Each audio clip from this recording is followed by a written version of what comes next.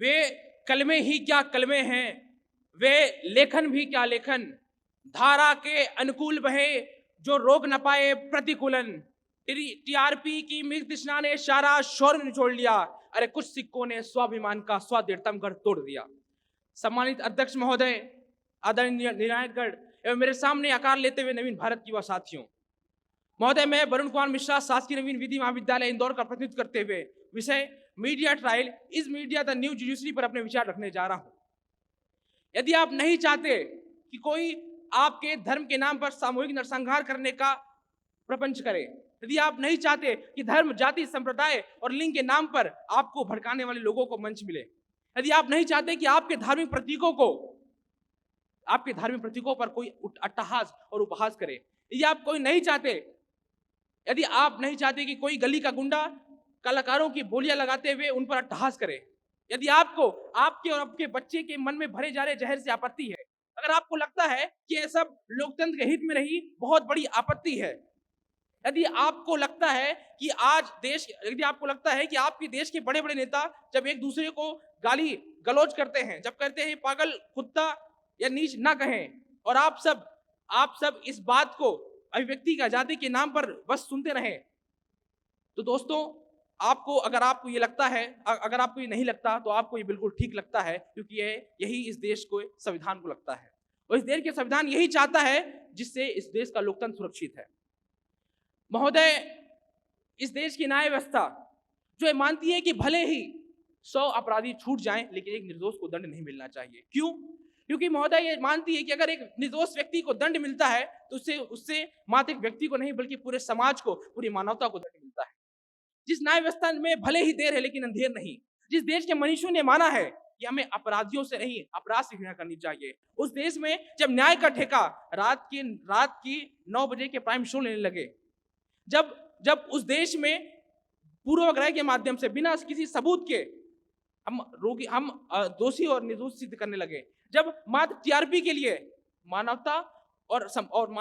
भावनाओं का ह्रास हो जाए, तब जरूरत है इस समाज में पत्रकारिता और न्याय की वास्तविक परिभाषा को बताने की। महोदय, जिस मीडिया को लोकतंत्र के चौथे स्तंभ बनकर इस समाज को अपनी सार्थकता को सिद्ध करना था, जिस मीडिया को इस समाज के प्रशासन और शासन के बीच में पारदर्शिता स्थापित करनी थी, जिस मीडिया को इस समाज के सबसे वंचित और कुंठित की आवाज बनकर इस निष्क्रिय समाज में चेतनता लानी थी, आज वो मीडिया कहीं सास बहू साजिश या फिर 2000 की नोट से चीप निकालती हुई नजर आती है। तो वहीं दूसरी ओर यही मीडिया पालघर में हुए साधुओं के साथ हत्या, संजय दत्त, सुशांत सिंह राजपूत, जेसिका लाल मर्डर केस, हाथरस और तमाम जैसी मामलों में इस देश की न्याय व्यवस्था के साथ कुठाराघात करने का प्रयास किया है। महोदय, वो दिन दूर नहीं जब लोग कोर्ट में PIL लगाने की जगह बड़े बड़े न्यूज हाउस, बड़े बड़े मीडिया हाउस के पास जाकर अपने न्याय की गुहार लगाएं। वो दिन दूर नहीं कि जब न्याय की कटघरे में नहीं बल्कि मीडिया हाउस के 9 बजे के प्राइम शो में मिलने लगे। दोस्तों, न्याय भावनाओं के आधार पर नहीं बल्कि तर्कों और तथ्यों के आधार पर होता है। अपराधी और दोषी में अंतर होता है। जिस दिन हम न्याय देवी की आंखों में बधी पट्टी के सामने, जिस दिन न्याय देवी की आंखों में बधी पट्टी निष्पक्ष होकर न्याय की वास्तविक परिभाषाओं को यथार्थ के धरातल में लेकर आएगी, जिस दिन न्याय देवी के तराजू के पल्ले दोनों ओर बराबर होंगे, उस दिन सही मायने में न्याय होगा। महोदय, आज जरूरत है इस समाज को इस निष्क्रिय पड़े इस मीडिया पर अंकुश लगाने की। तभी हम इसकी सार्थकता को सिद्ध करेंगे, और ये तभी सिद्ध है जब हम इस समाज के मानस में बदलाव लाएंगे। आज जरूरत है हमें खुद पर बदलाव लाने की। जब हम धर्म के नाम पर बटेंगे नहीं, जब हम जाति और संप्रदाय के नाम पर दंगे नहीं करेंगे, जब हर जोर जुर्म की टक्कर में संघर्ष हमारा नारा होगा, जब हम इस देश के हुक्मरानों से सीना ठोक कर कहेंगे कि जो साहिबे मसनद हैं कल नहीं होंगे, किराएदार हैं जाति मकान थोड़ी है, सभी का खून है शामिल इस मिट्टी में, किसी के बाप का हिंदुस्तान थोड़ी है।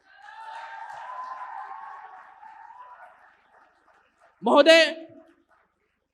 सही मायने में हम उस दिन इस देश की पत्रकारिता, इस देश की मीडिया का सही चरित्र, इस समाज की चरितार्थ करेंगे जिस दिन इस देश की मीडिया बिना किसी राजनीतिक विचारधाराओं के जूते पहनकर इस देश की हुक्मरानों से सवाल करेगी। जिस दिन इस देश की मीडिया इस समाज के शोषित पीड़ित व्यक्तियों की आवाज बनकर उनके जीर्णोद्धार का काम करेगी, जिस दिन इस देश की मीडिया